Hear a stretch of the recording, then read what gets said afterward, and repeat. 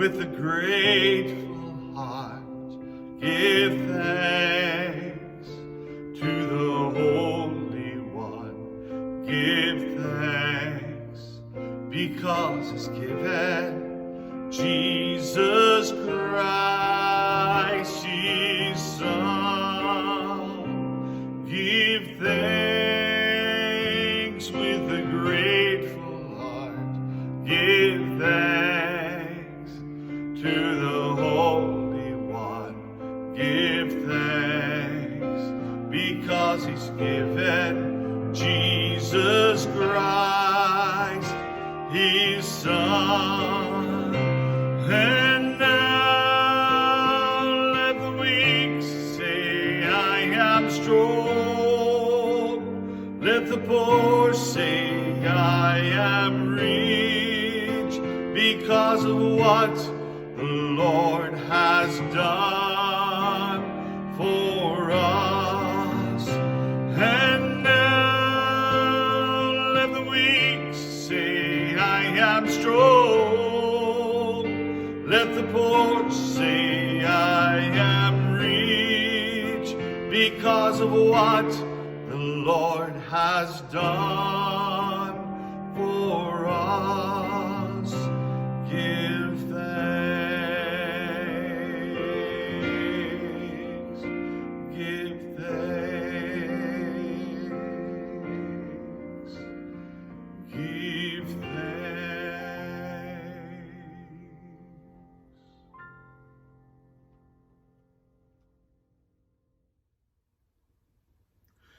Good evening, welcome, and thanks for joining us tonight. Thought I would start out our evening with one of my favorite Thanksgiving poems. 'Twas the night of Thanksgiving. I just couldn't sleep. I tried counting backwards. I tried counting sheep. The leftovers beckoned, the dark meat and white. But I fought the temptation with all of my might. Tossing and turning with anticipation, the thought of a snack became infatuation. So I raced to the kitchen and flung open the door and gazed at the fridge full of goodies galore. I gobbled up turkey and buttered potatoes, pickles and carrots, beans and tomatoes. I felt myself swelling, so plump, so round, till all of a sudden I rose off the ground. I crashed through the ceiling and floated into the sky with a mouth full of pudding and a handful of pie. But I managed to yell as I soared past the trees, "Happy eating to all! Pass the cranberries, please. May your stuffing be tasty, may your turkey be plump, may your potatoes and gravy have nary a lump. May your yams be delicious, and your pies take the prize, and may your Thanksgiving dinner stay off your thighs." Again, very glad that you are here with us tonight and able to join us for our Thanksgiving Eve service. I know it's drastically different than our traditional Thanksgiving Eve, and yet we have such an incredible time of blessing to celebrate. Even if we're apart, even if we're in our family rooms at home, God still deserves His praise, and certainly He deserves our thanksgivings. Regardless of the ups and downs that we have experienced this year, we all still have so much to be thankful for. I'd like to invite you now to join us in a time of worship.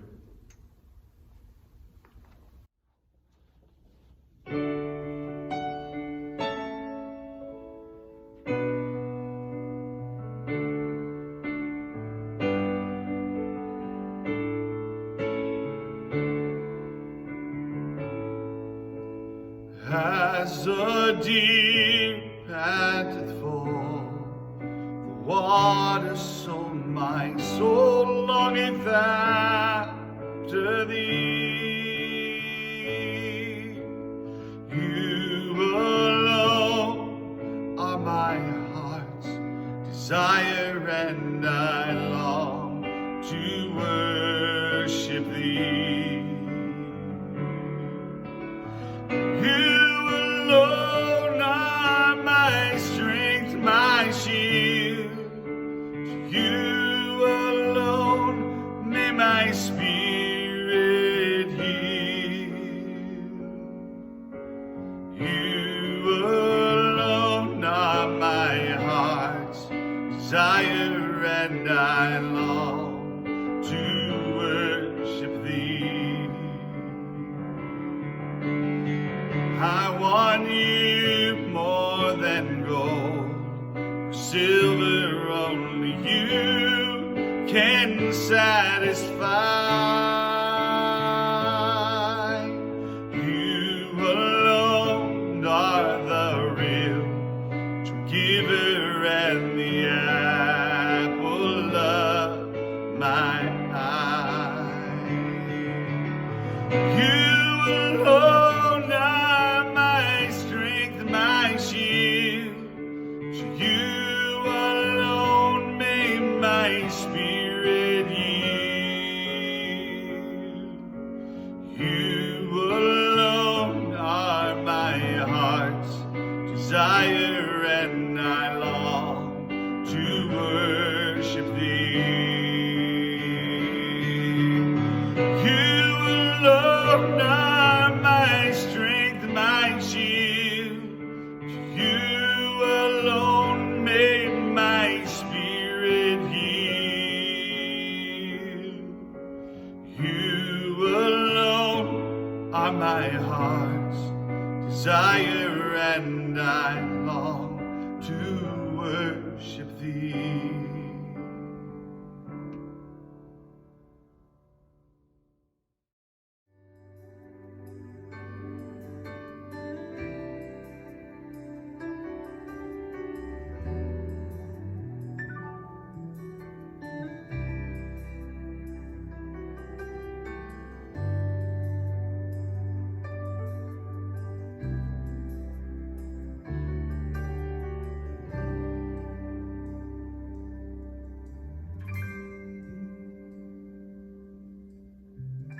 In today's society, we hear about heroes. Sometimes in war stories that happened long ago. In faraway places, and maybe not so far, there may be a hero living next door, just next door. Let me tell you about my hero. He saved me from an awful place, changed my life, he changed my fate, and the only star that I can see is the one who died on Calvary. Jesus is my hero.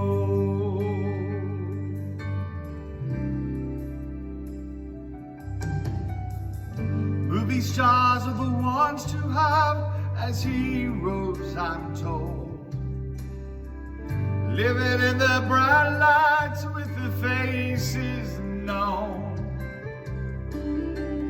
But tell me one thing after the movie ends. Who's going to walk with you and be your friend?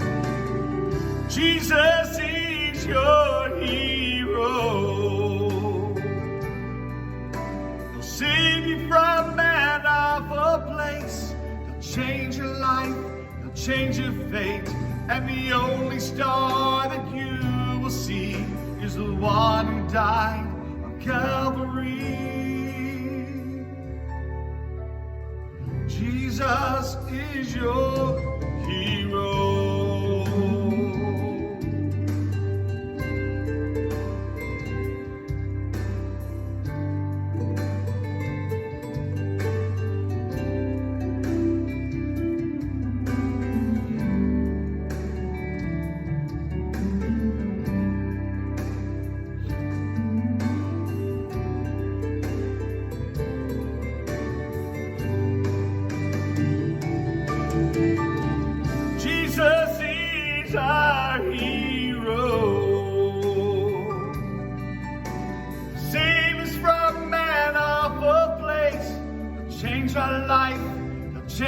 fate, and the only star that we can see is the one who died on Calvary.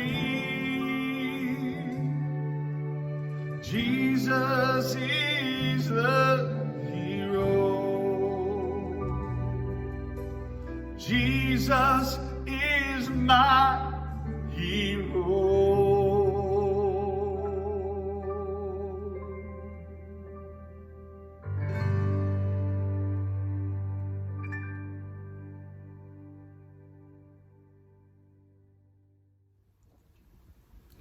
I have two stories I'd like to share with you tonight. Both convey a complementary theme for our Thanksgiving this year. The first reminds us that thankfulness isn't reserved for the time when we have a lot, but it's for all the blessings that we have been given.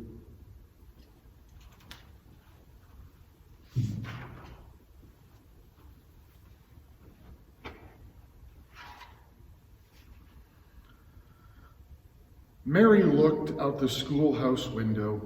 The leaves had fallen and every tree stood bare against the autumn sky.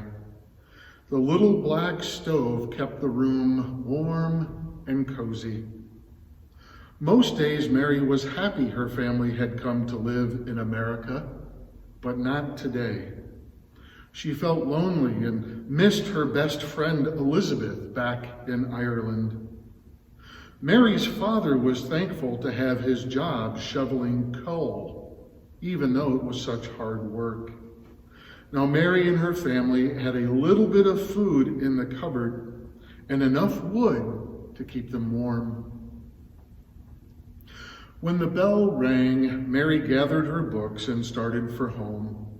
She could hear other children talking about Thanksgiving. Tomorrow they would be feasting on turkey and pie with friends and family. Mary knew the most her family would be able to put on the table was a little extra bread with some honey and perhaps a sausage or two. When Mary got home, her mother asked, "What's troubling you?" But Mary didn't answer. "I have a surprise for you. Mrs. O'Connor brought us a gift." "I don't want a pie," Mary cried. "I don't want to live in America.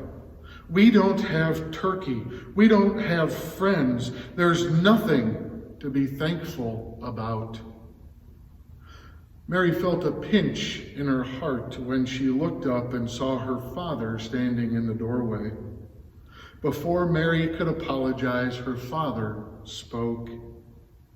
"Mary, I want to tell you a story. Long, long ago, a sailing ship fought stormy seas to come here. The passengers were all from England. They were seeking a new life of freedom, just like us. The colonists arrived in late December, cold and hungry. Many of them became sick and died. When spring came, those who remained were eager to start planting. Sadly, they soon realized their seeds that they brought from England weren't right for this new land. Their Native American neighbors offered to help by showing them how to grow crops and where to find food in the land around them. The colonists were grateful. It was a time of peace and friendship, and there was plenty of food for them to eat. And when autumn came, they were so thankful that they planned a celebration with their new friends. For 3 days they feasted on venison, geese, corn, beets, beans, grapes, and chestnuts. "But Father, life got better for them," Mary said softly. "It is still hard for us. We only have a few things to eat, and I don't have any friends." But you see, not long after the feast, they realized that they had not stored away enough food for the coming winter. Mary's father continued on. Each person was allowed only a small amount of food each day so that it would last. The next season, their crops failed. For months, they survived only on clams, fish, and ground nuts, and a few kernels of corn a day for each of them. One hot day, the colonists came together to pray for help. The next morning, it began to rain. God had answered their prayers. For the rest of the season, the crops flourished, and more ships arrived with food and supplies. The colonists gave their thanks to God. It is said that years after that celebration, the colonists placed 5 kernels of corn on their plates to remind them of the hardships that they endured. They gave thanks for the blessings that each kernel represented. The first kernel represented the beauty and bounty of autumn. The second kernel represented their love for one another. The third kernel represented their love for their families. The fourth kernel represented their friendship with the Native Americans. The fifth kernel represented their freedom to worship God without fear. Our life in America may not be perfect, Mary, her mother added, but there are many blessings we can be thankful for. Like the O'Connor family. I'm very thankful for Mrs. O'Connor's pumpkin pie. Mary's father said, next year at Thanksgiving, there will be more food on our table. But this year, I'm thankful for what we have. I'm thankful for the love the 3 of us share, Mary's mother continued. Mary's father added a 4th blessing. I am grateful that in America we can worship God without fear. Mary, surely you can name one thing you're grateful for, said her mother. Mary thought for a moment. I am thankful that Hannah O'Connor smiles at me. It makes me feel like we are becoming friends. Mary's mother laughed. Our 5 things are very much like the colonists' 5 at those first Thanksgiving. You're right, Mother, said Mary. When I see Hannah at church on Sunday, I will tell her the story of the 5 kernels and that I am thankful that she wants to be my friend.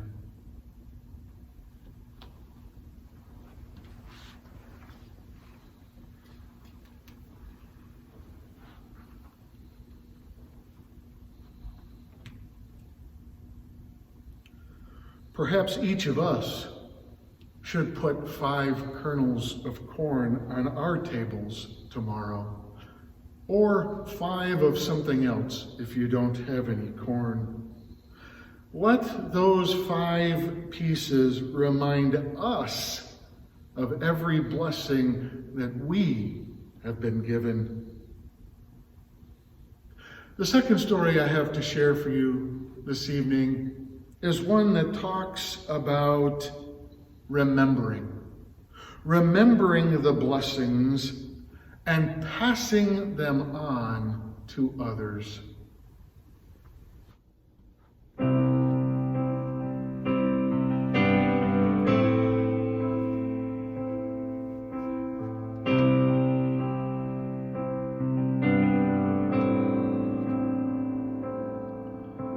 Grander earths quaked before,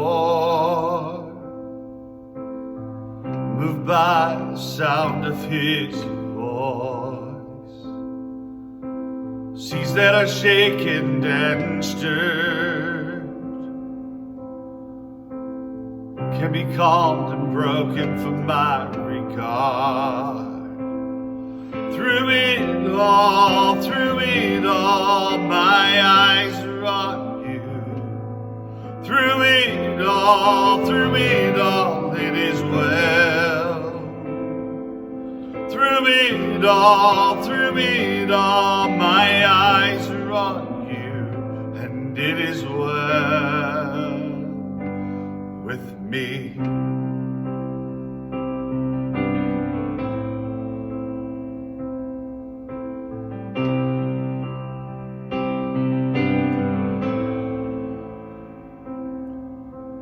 Be it for me not to believe, even when my eyes can't see. And this mountain that's in front of me will be thrown into the midst of the sea. Through it all, my eyes are on you. Through it all, it is well. Through it all, my eyes are on you.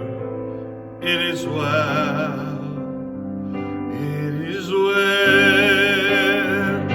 So let go, my soul, and trust in Him. Waves and wind shall know His name. So let go, my soul, and trust in Him. Waves and wind still know His name. Waves and wind still know His name.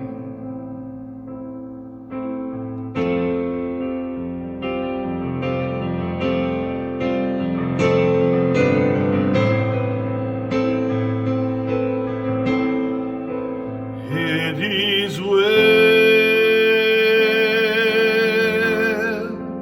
with my soul.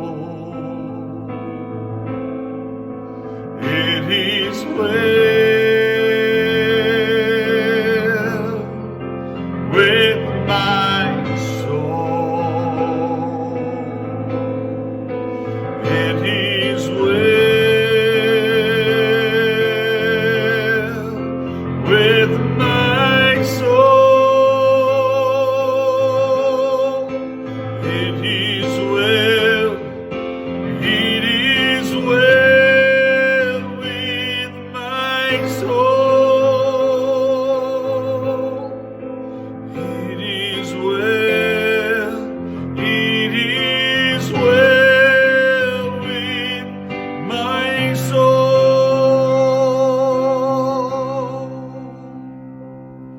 Through it all, my eyes are on you. Through it all, it is well. Through it all, my eyes are on you. It is well with me.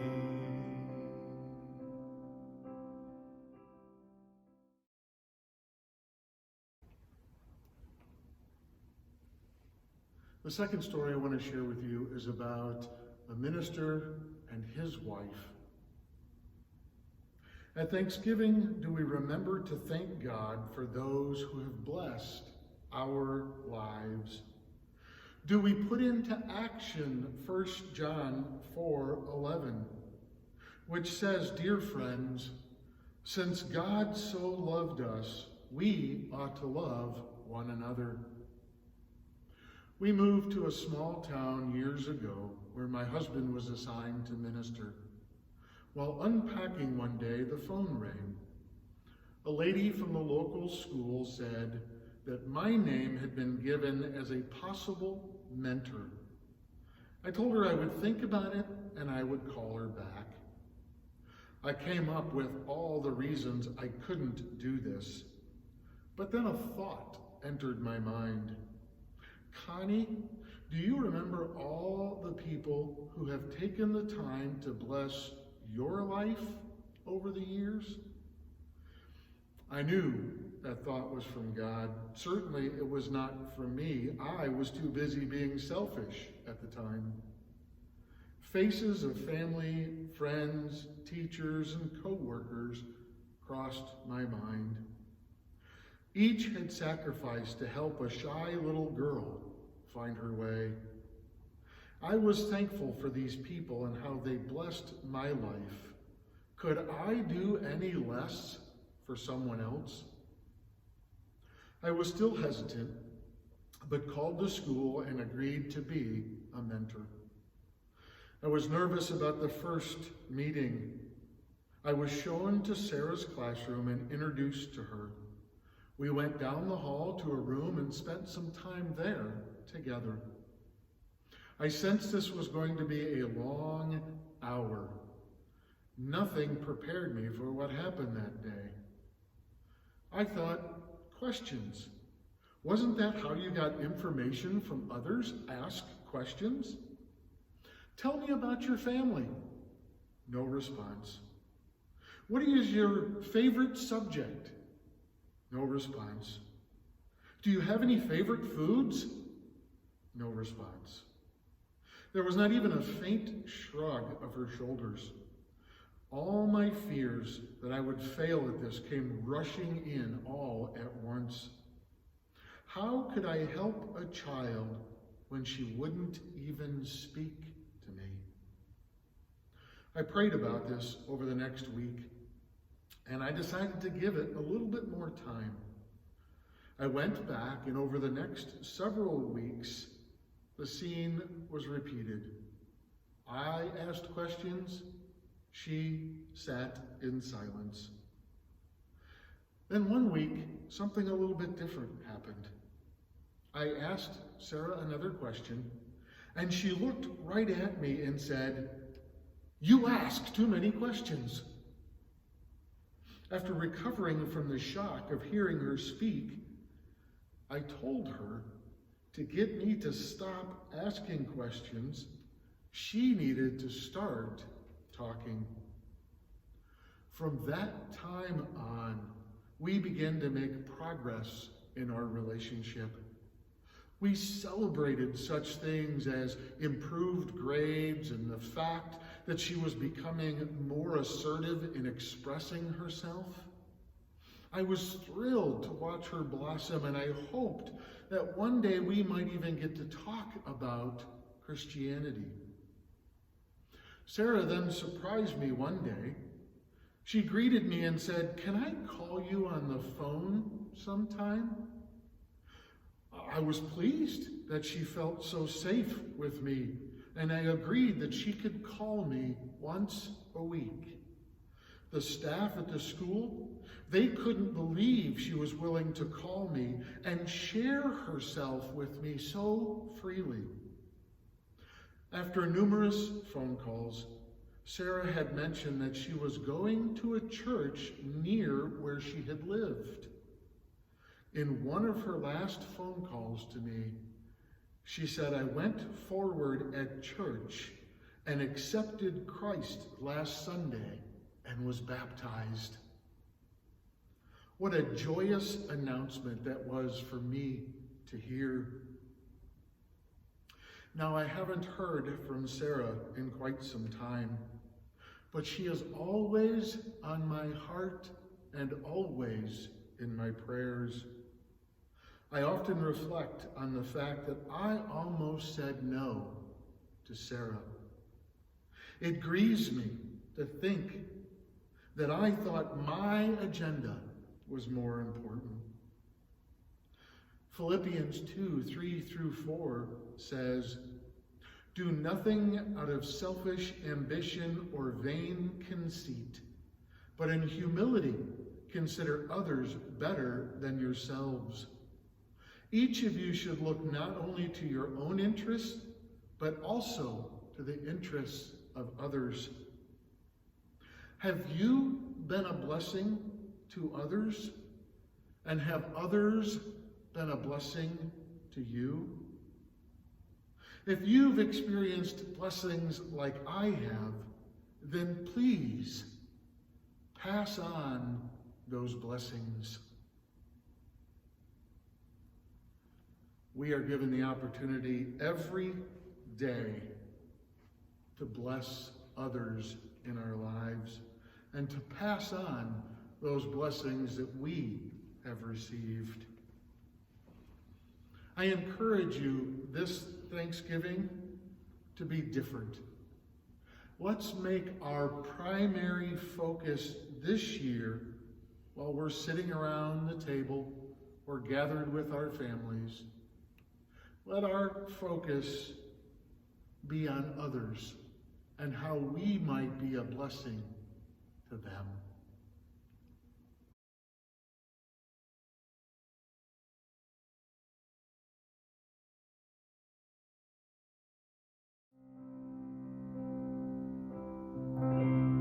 Lord bless you and keep you. Make his face shine upon you. Be gracious to you. Lord, turn his face toward you and give you peace.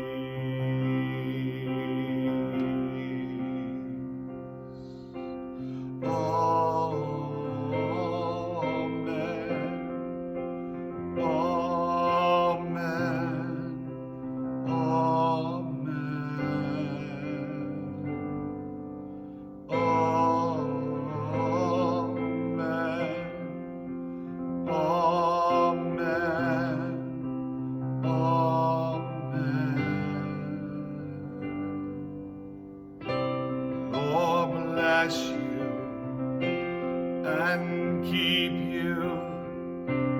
Make his face shine upon you. Be gracious to you. Lord, turn his face toward you and give you peace.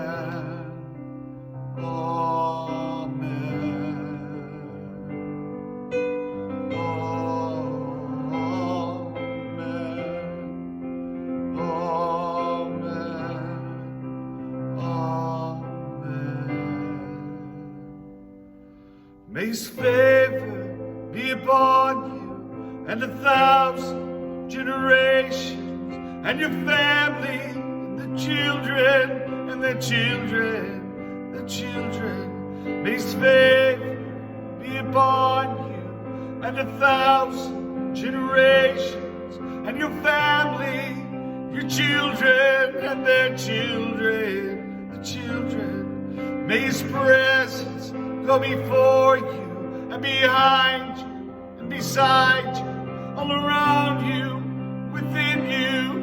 He's with you, he's with you.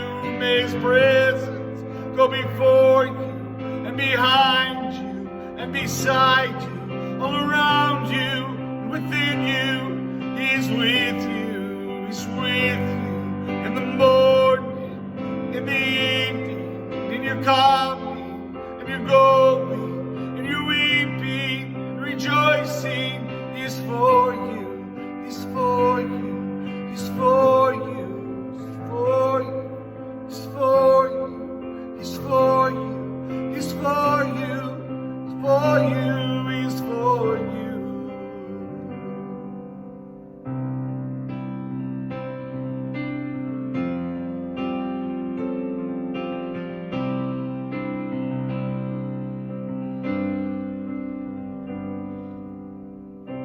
Lord bless you and keep you. Make his face shine upon you. Be gracious to you. Lord, turn his face toward you and give you peace.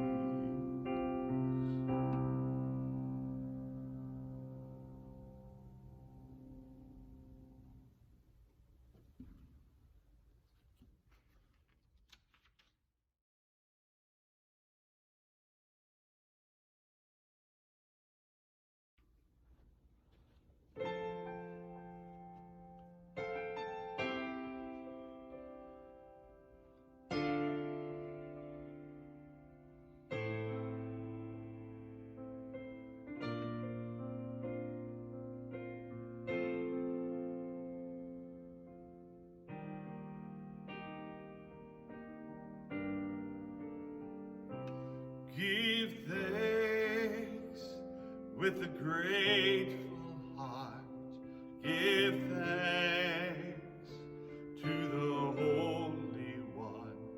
Give thanks because He's given Jesus Christ, His Son. Give thanks with a grateful heart. Give thanks to the Holy One. Give thanks because He's given Jesus Christ, His Son. And now let the weak say, I am strong. Let the poor